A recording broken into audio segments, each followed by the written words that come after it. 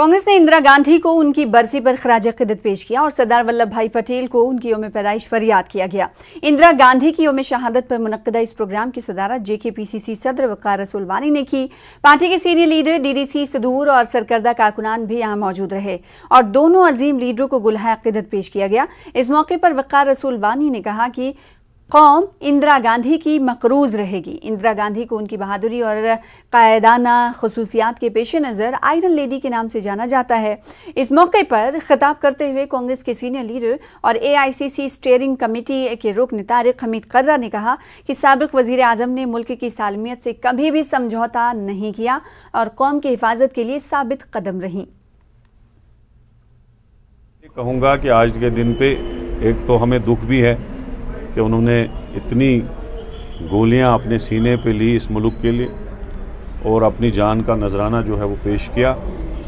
दूसरा मैं ये कहूँगा कि इंदिरा गांधी एक आयरनी लेडी थी, एक ग्रेट लेडी थी, जिसने इस मुल्क को बहुत कुछ दिया, जिसमें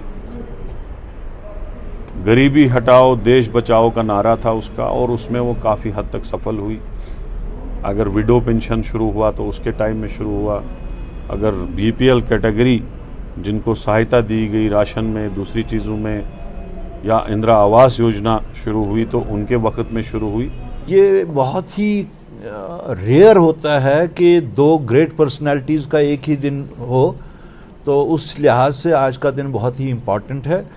और एक साइड से अगर हम देखें कि मिसेस गांधी के कंट्रीब्यूशन को अगर आज की सिचुएशन के साथ कंपेयर करें तो एक साइड से मौजूदा सरकार ने 2014 के बाद जो इस वक्त जो भी माहौल बना हुआ है उसके तहत जो स्टेट्स थी उनको तोड़ा जा रहा है।